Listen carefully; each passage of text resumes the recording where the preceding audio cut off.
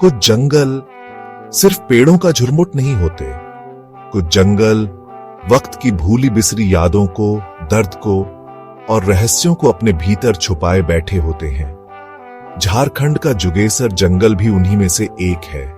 कभी यहां इंसान खुलकर सांस लेता था, पर आज यहां सिर्फ खामोशियां बोलती हैं। खामोशियां जो कहती हैं कि यहां कुछ ऐसा है जो समझ से परे है और जिसे जानने की कोशिश करने वाला कभी वापस नहीं आता। 1993 का साल झारखंड के बड़की गांव में एक आम दिन की तरह शुरू हुआ। गांव का सबसे बुजुर्ग लकड़हारा रामकिशुन महतो रोज की तरह अपनी कुल्हाड़ी उठाकर जंगल की ओर निकल गया। वो अक्सर ताजी लकड़ियां लाता, हंसी मजाक करता, लेकिन उस दिन उसका चेहरा कुछ अलग था। गांव की एक बुजुर्ग महिला चाची विमला ने बाद में बताया था, उस दिन रामू बाबू का चेहरा सफेद पड़ा था, जैसे किसी ने रात को डराया हो। वो बिना किसी से बात किए जंगल की ओर चल दिए। शाम हुई, रात हुई, लेकिन रामकिशुन वापस नहीं आया। गांव वाले सोचते रहे बारिश में फंस गया होगा या पेड़ गिरने से चोट लग गई होगी, लेकिन जब अगली सुबह भी उसका कोई सुराग नहीं मिला, तब गांव वालों ने फैसला किया, जंगल जाना होगा, ढूंढना होगा। गांव के 15 लोग निकल पड़े। बारिश अब थम चुकी थी, लेकिन जंगल के भीतर अजीब सी नमी, बदबू और एक अनजानी सिहरन थी। करीब 1 घंटे की तलाश के बाद उन्हें कुछ मिला। रामकिशुन की कुल्हाड़ी, जो मंदिर के पास झाड़ियों में गिरी थी, खून से सनी हुई और आसपास की जमीन खोदी हुई लग रही थी। मंदिर जिसका नाम गांव वाले नहीं लेते थे, चुड़ैल भवानी का मंदिर, अब वीरान, उजड़ा और जले हुए धूप बत्ती के निशान से भरा हुआ। रामकिशुन का कुछ और नहीं मिला, ना कपड़े, ना शरीर, कुछ भी नहीं, जैसे किसी ने उसे निगल लिया हो। गांव के बुजुर्गों के अनुसार यह मंदिर 200 साल पुराना है।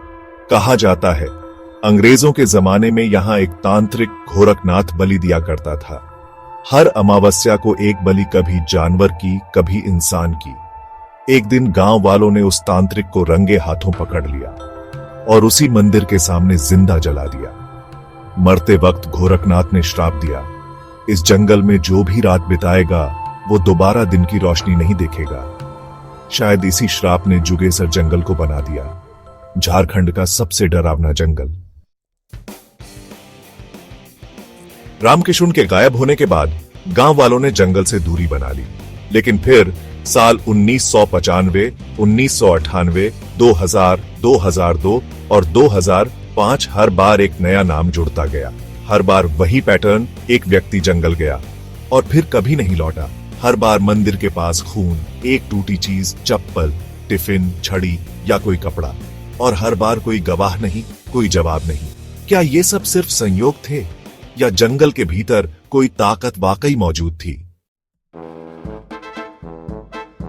2006 में एक research scholar Neeraj Kumar Ranchi university से लोक कथाओं पर शोध कर रहा था। उसने गांव वालों की बातों को अंधविश्वास मानकर खुद जुगेसर जंगल में जाने का फैसला किया। नीरज ने कैमरा, रिकॉर्डर और एक नोटबुक अपने साथ रखी ताकि वो इस मिथक को वैज्ञानिक दृष्टिकोण से समझ सके।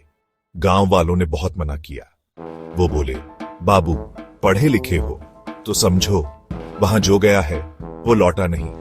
पर नीरज ने सबकी बातों को दरकिनार कर दिया और 17 अगस्त 2006 की रात अकेले जुगेसर जंगल में प्रवेश किया। नीरज की कैमरा रिकॉर्डिंग में साफ सुना जा सकता है, झाड़ियों के पीछे कुछ चल रहा है। शुरुआत में वो शांत रहता है, फिर अचानक वो कहता है, कौन है वहां? आवाज क्यों आ रही है? फिर एक झटके से कैमरा जमीन पर गिरता है और आखिरी आवाज आती है। उसकी आंखें वो इंसान नहीं थी। सुबह जब गांव के लोग जंगल में गए तो उन्हें एक टूटा कैमरा, मिट्टी में सनी नोटबुक और एक पेन मिला। नोटबुक में लिखी आखिरी लाइन थी, यहां कोई है जो चाहता है कि कोई सच न जाने। नीरज का शरीर आज तक नहीं मिला। आज भी जुगेसर जंगल को सरकारी दस्तावेजों में संवेदनशील क्षेत्र घोषित किया गया है। शाम 5 बजे के बाद वहां जाना मना है। गांव वाले आज भी मंदिर की ओर नजर तक नहीं उठाते। हर अमावस्या की रात वहां से किसी के चीखने की आवाज आती है, पर सुनने वाला कोई नहीं होता। क्या जुगेसर जंगल सचमुच श्रापित है? क्या तांत्रिक गोरखनाथ की आत्मा आज भी बलि की तलाश में है? या ये सब सिर्फ कहानियां हैं जो डर के साए में सच बनती चली गई? ये एक ऐसा रहस्य है जो आज भी धुंध में लिपटा है, खामोश है पर जिंदा है। तो दोस्तों, क्या आप इस जंगल में जाने की हिम्मत रखेंगे? क्या आप ऐसी ही और रहस्यमयी कहानियां सुनना चाहते हैं? अगर हां, तो वीडियो को लाइक करें, चैनल को सब्सक्राइब करें और बेल आइकन दबाना मत भूलिए, ताकि अगली खौफनाक दास्तान आप सबसे पहले सुन सकें। मैं मिलता हूं आपको एक और रहस्य के साथ। तब तक अंधेरे से दूर रहिए और खामोश चीखों से सावधान। Good night. अगर सो पाए तो